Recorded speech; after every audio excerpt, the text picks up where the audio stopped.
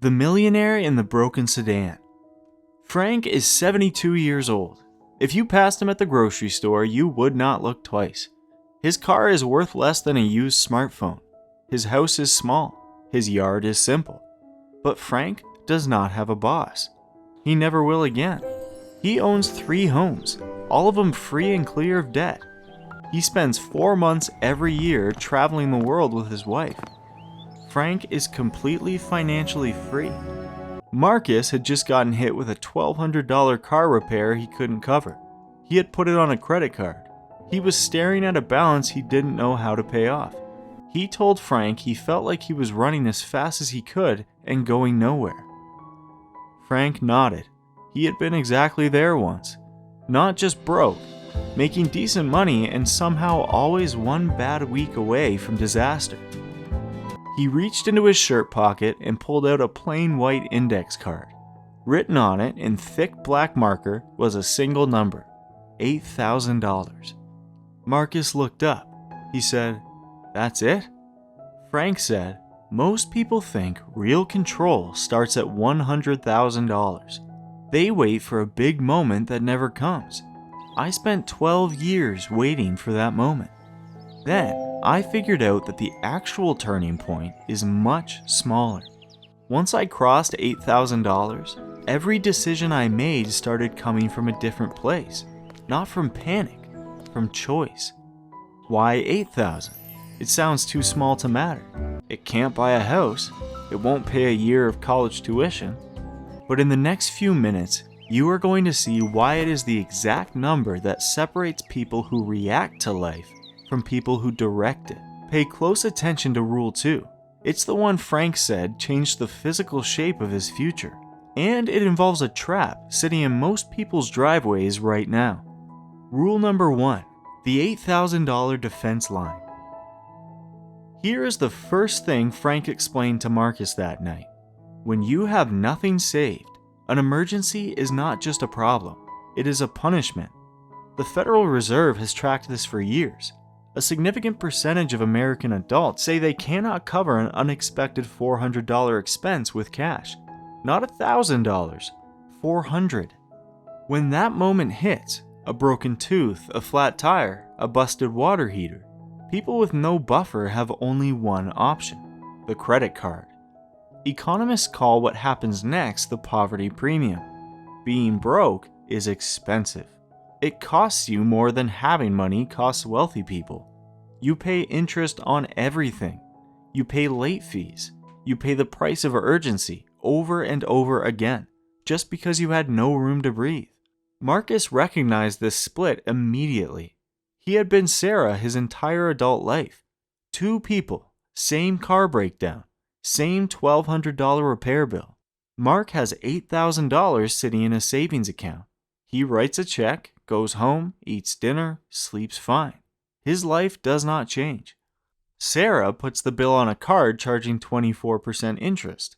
Because she can only make minimum payments, that same $1,200 repair takes nearly 2 years to fully clear. By the time she's done, she has paid almost $400 in interest alone. A $1,200 problem cost her $1,600 because she had no shield. $8,000 covers almost any common personal emergency: a major car repair, a medical deductible, 2 months of basic rent if your income is cut. It is not a wealth-building number. It is a floor. Once you lay it down, you stop falling backward every time life happens. But Frank told Marcus that the defense line was only the beginning. Once it was in place, the second rule was where things got uncomfortable, because it meant looking honestly at what was sitting in the driveway. Rule number 2, the $8,000 car. Marcus told Frank that he had bought his car new. He was proud of it when he drove it off the lot. 3 years later, he had a vehicle worth less than half what he paid, and he still owed money on it. Frank just nodded. He had made the same mistake in his 30s. He called it buying a feeling with money he hadn't earned yet. The average monthly new car payment has climbed past $700. For millions of working adults, that payment is the single largest bill after rent. And unlike rent, it buys you something that loses value every single day. Frank's rule was simple. He refused to finance a vehicle. When he needed a car, he bought a clean, reliable, older used model for cash. $8,000 paid in full. No monthly obligation. Imagine you choose between two car paths. Path 1, the new car. You finance $45,000. You pay $750 every month. After 5 years, it's worth about $20,000. You have nothing left to invest. Path 2, Frank's used car. You pay $8,000 cash. You owe $0 each month. After 5 years, it's worth about $4,000. And you can invest that $750 every month instead. Consumer Reports reliability data consistently shows that well-maintained vehicles from dependable manufacturers can run comfortably for a decade or more. Frank did not need the newest model. He needed 4 wheels and an engine that started. The $750 a month he saved by not having a payment went straight into the market every single month, without fail, before he could spend it. His car got older. His portfolio got larger. He told Marcus that nobody at a traffic light can see your investment account, but you can feel it, especially on a Monday morning when you walk into a job you don't love and realize you don't have to stay. Which leads directly to Rule 3, because you need to see exactly what that $750 turns into when time gets involved. Rule number 3. The $8,000 investment engine. Many people look at the stock market and assume they need a large amount to make it worthwhile. Frank told Marcus the opposite is true. What you need is consistency and patience. $8,000 a year is roughly $666 a month. Almost exactly the car payment Marcus was making on a vehicle losing value in his driveway. The Bogleheads community, a large group of everyday investors who follow low-cost index fund principles, has documented this kind of patient investing for decades. Their research consistently supports one conclusion. You do not need to be clever.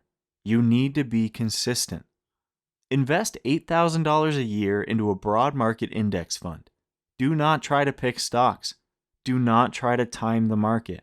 Just feed the machine. At year 5, you put in $40,000. Your account was worth $49,000. In year 10, you contributed $80,000.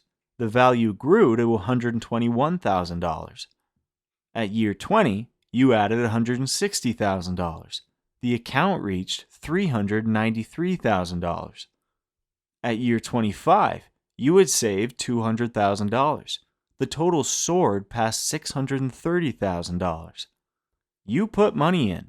Time and growth did the rest. Your money made money. Morgan Housel writes in The Psychology of Money that the most powerful force in personal finance is not income, intelligence, or timing.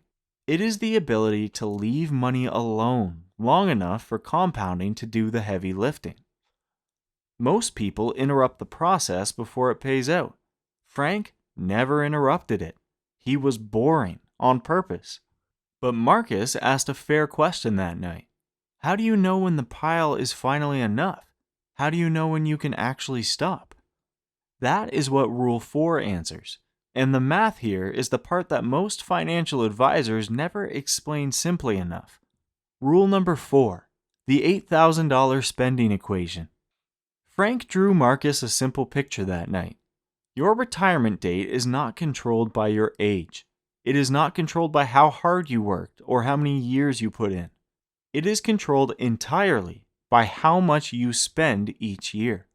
There is a concept in wealth management called the 4% rule. It means that if your annual spending is covered by withdrawing 4% of your investments, your money will likely last your entire lifetime. The simple math works like this.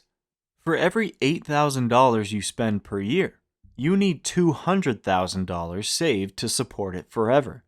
The person spending $80,000 a year needs $2 million before they can stop. Frank's annual spending was lean and deliberate. That's from the Millionaire Next Door in living form. The research that found most genuinely wealthy people live well below their means, not because they're cheap, but because they understand that every extra dollar spent in lifestyle costs $25 in retirement savings. Marcus sat quietly for a moment. He realized that every subscription he had forgotten about, every new car payment, every restaurant habit, was not just a monthly cost. Each one was secretly extending his working years. But Frank was not finished. He told Marcus there was one final rule, not about numbers, about decisions. Rule number 5, the lifestyle stress test. Frank told Marcus that he never banned himself from spending money or upgrading his life. He just made himself prove he could afford it first. Here's the test. Before you upgrade your lifestyle permanently, a better apartment, a new membership, a nicer car, calculate the extra monthly cost. Then spend 6 consecutive months saving that exact amount on top of your current budget. You do not spend it. You save it. You simulate the upgrade before you commit to it. If an unexpected expense comes up during those 6 months and you have to dip into that saved amount, you just failed the test. Your budget cannot handle the upgrade. Stay where you are. If you complete 6 months without touching it, 2 things happen. 1, you have proven mathematically that your budget can absorb the new cost. 2, you have saved 6 months of the upgrade cost before you even move. You arrive at the new lifestyle with a buffer already built. Frank told Marcus he had used this test for every major spending decision in his adult life. It saved him from 3 apartments he couldn't actually afford, 2 vehicles that would have set him back years, and 1 business investment that looked exciting but would have cleaned out his defense fund entirely. He said, the test doesn't stop you from having nice things. It just makes you prove you're ready for them first. Stop making desperate choices. Real financial freedom doesn't arrive the day you cross $1 million. It starts the day you stop making desperate decisions. It starts when a broken transmission doesn't destroy your month. When you can look a bad boss in the eye and know you have options. When your spending serves your future instead of quietly stealing it. For Marcus, and for most working adults, that shift doesn't require a fortune. It doesn't require a windfall or a perfect salary. It begins at a number that is genuinely reachable for almost anyone who decides to reach for it. $8,000. Build the defense line. Protect your transport costs. Feed the investment engine. Control your spending. Prove you can afford an upgrade before you take it. The rules are not complicated. They just require the one thing that is harder than money: patience. Take the next step. The $8,000 foundation is step 1. But once that floor is in place, the next question is how to build the investment engine quickly on a regular income. If you want the exact step-by-step breakdown of how to build that initial defense fund in under a year on an average salary, watch the guide on the left.